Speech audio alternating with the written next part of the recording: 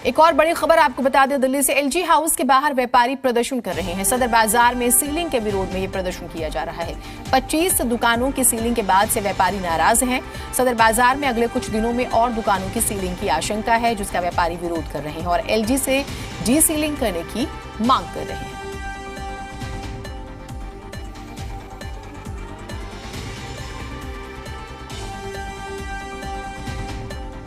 तो अब यहाँ पर अमूमन आप सुनते होंगे कि आम आदमी पार्टी के नेता, विधायक, कार्यकर्ता प्रदर्शन करते थे एलजी आवास के बाहर, लेकिन आज खबर ये आ रही है कि कुछ व्यापारी जो हैं वो नाराज हैं और वो प्रदर्शन कर रहे हैं। सदर बाजार में अगले कुछ दिनों में और दुकानों की सीलिंग की भी आशंका है।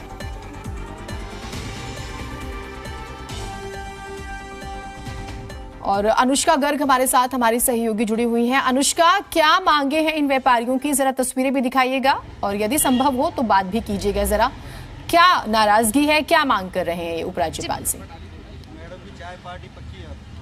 जी बिल्कुल, सबसे पहले तो मैं आपको यहाँ की एक तस्वीर दिखाना चाहूंगी। यहाँ पर सदर बाजार के जितने भी व्यापारी संगठन हैं यहाँ पर शांतिपूर्ण प्रदर्शन करते हैं। आप देख सकते हैं यहाँ पर तरह तरह के जो पोस्टर्स हैं वो लगाए गए, जिसमें साफ तौर पर लिखा हुआ है कि एलजी साहब न्याय करें।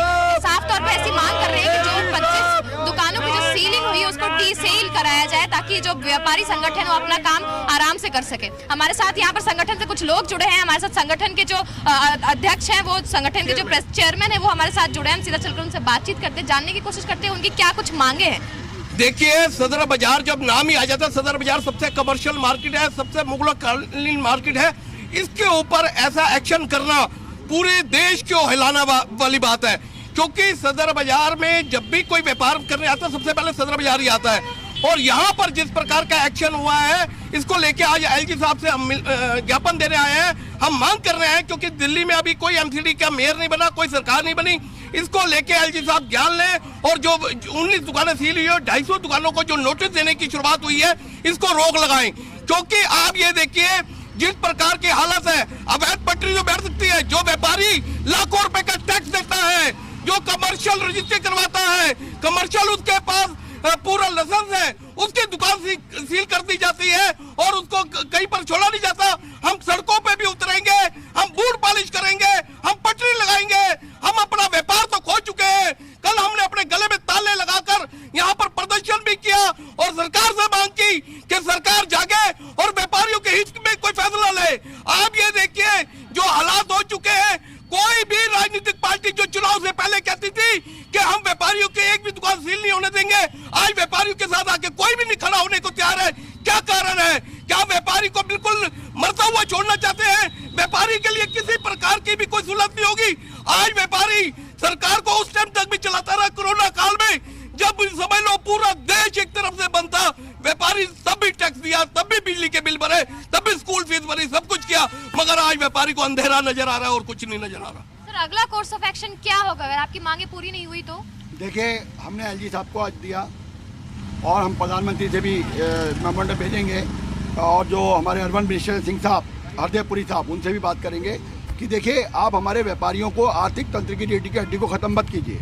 आप अपना रिकॉर्ड चेक कीजिए। आपके तत्कालीन अर्बन मिनिस्टर जयपाल रेड्डी जी ने बिल्कुल क्लियर किया था पार्लियामेंट के अंदर कि जो मार्केटें 70% कमर्शियल हैं उनको कमर्शियल माना जाए, कोई सील नहीं होगी। और उसके बाद 2004 में जब पूरी दिल्ली सील हो रही थी एमसी मेहता केस के अंदर, तब भी सदर बाजार में कोई दुकान सील नहीं हुई। ये पूरा भ्रष्टाचार का मामला है। एमसीडी के लोगों ने कुछ अपने माफिया लोग खड़े करके ये हमारे व्यापारियों को व्यापार ख़त्म करने के लिए, हमारी रोजी रोटी ख़त्म करने के लिए ये सील की मुहिम चलाई।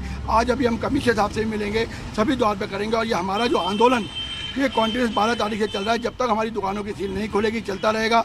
आंदोलन भी चलेगा, संवाद भी चलेगा, कानूनी कार्रवाई भी चलेगी, क्योंकि हम law avoiding citizen of India हैं। हमने कभी कोई रोड जाम नहीं किया, हमने कुछ नहीं किया, लेकिन अपने मन की दर्द की गुहार करना। आपके चैनल से मैं प्रार्थना करूँगा प्रधानमंत्री जी से, आप रोजगार देने की बात करते हैं या आपकी दूध देने वाली गाय को मारा जा रहा है और आपका पीएम हाउस शांत बैठा है। जब एमसीडी का चुनाव हुआ तो सभी पार्टियों ने एक मत से कहा कि दिल्ली के अंदर कोई दुकानें सील नहीं होंगी और जो दुकानें सील हो गई वो भी खोल दी जाएंगी। वो कहाँ गए आपके वचन? सभी पार्टियों के नेताओं से पूछता हूँ, मैं केजरीवाल साहब से पूछता हूँ, मैं बीजेपी वालों से पूछता हूँ, मैं आप पार्टी वालों से पूछता हूँ, मैं कांग्रेस से पूछता हूँ कि आपके अर्बन मिनिस्टर का कहना नहीं माना गया, कानून की नुमाइंदगी में बात नहीं की गई, तो आप लोग क्यों घर में बैठे हैं? क्या आप लोग साजिश में शामिल हैं? क्या आपको व्यापारियों का दर्द नहीं समझ आ रहा है या आप इस बात का इंतजार कर रहे हैं कि व्यापारी आत्महत्या करे?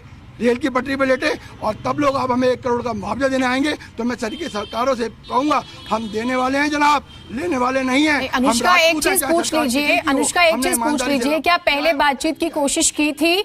और आप आगे की स्ट्रैटेजी का जरूर जिक्र हो रहा है, क्या कोई मिलने आया, बातचीत करने आया? क्योंकि रास्ता निकालना जरूरी ना, सोल्यूशन पर बात करनी जरूरी है। नेशन फादर महात्मा गांधी ने हमें, सर, क्या आपने पहले बातचीत करने की कोशिश की? आपने पहले क्या कुछ किया सीलिंग से पहले, और अब आपको क्या कुछ रिस्पांस मिला है अब तक? देखिए अभी कोई हमें रिस्पांस नहीं मिला, कहीं से वादा नहीं किया। लेकिन जब 2004 में डीडीए के वाइस चेयरमैन श्री दिनेश राय साहब ने मीटिंग बुलाई, तो मैं खुद सदर बाजार का रिप्रेजेंटेशन देते हुए वहाँ शामिल हुआ, और उन्होंने इस बात को माना कि आपका सदर बाजार कमर्शियल ये सील नहीं होगा।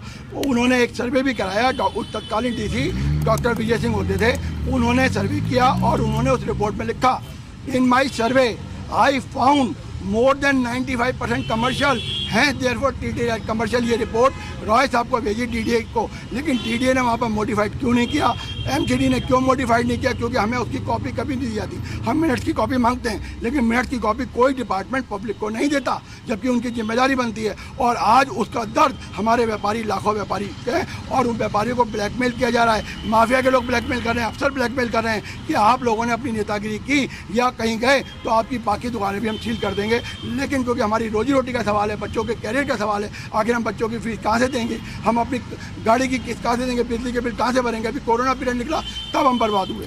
एक और चीज पूछिए, 24 तारीख को संभावना है कि दिल्ली को मेयर मिल जाएगा, शायद ये समस्या तब खत्म हो जाए। कुछ करने के बाद आज मंदिर, मस्जिद, गुरुद्वारे, स्कूल सब हमारे, दिल्ली को नया मेयर मिलने वाला है, क्या आपको लगता है तब आपकी ये समस्या जो है वो खत्म हो जाएगी? देखिए, हमें पूरी उम्मीद है, आज एलजी साहब से भी पूरी उम्मीद है, हमें और भी जो नेता हैं उनसे भी पूरी उम्मीद है, क्योंकि अब आप लोग आ चुके हैं, कूद चुके हैं, चैनल आ चुके हैं, न्यूज पे जब आएगा तो अपने आप नेता तभी जागते हैं। आज हमारे नेता सोए पड़े हैं, नेता को कोई आवाज नहीं सुनाई दे रही। जो हमारे नेता हैं गूंगे बहरे हैं, उनको ऊंची आवाज सुनाई देती है। इसीलिए हम आंदोलन भी चला रहे हैं और सरकार से भी मिल रहे हैं, क्योंकि जब तक ये हमारी आवाज नहीं सुनी जाएगी हम चुप नहीं बैठेंगे। हम अपनी रोजी रोटी पर लात नहीं पड़ने देंगे। आज बच्चे पूछते हैं घर पे जाकर, क्या हुआ, कब दुकानें खुलेंगी, कैसे दुकानें खुलेंगी, तो हम क्या जवाब दें, किस प्रकार जवाब दें, कब हम लोग अपनी दुकानों के अंदर बैठेंगे? तो ये चीज आज बहुत दुखदायी हो रही है, जो बच्चों की पढ़ाई पर भी असर डाल रही है और परिवार की जो जिंदगी, आम जिंदगी पर भी असर डाल रही है।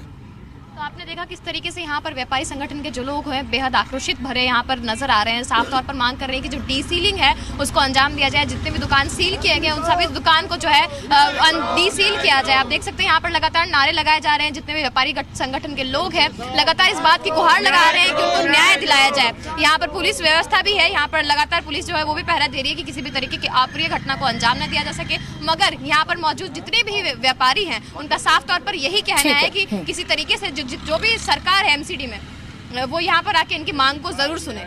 ठीक है, और बीजेपी नेता तो साफ तौर पर कहते हैं कि जब हम थे निगम में तो हमने तो इन दुकानों को बंद नहीं किया, जब से आम आदमी पार्टी की सरकार आई है तब इन्हें सील किया गया, एमसीडी बेलगाम होकर काम करे। हालांकि अभी तो शपथ किसी ने नहीं लिया, आरोप प्रत्यारोप चल रहा है, उम्मीद करते हैं कि कोई बीच का रास्ता निकले। अनुष्का, अपडेट्स हम आपसे लेते रहेंगे। बहुत शुक्रिया आपका तमाम जानकारियों के लिए।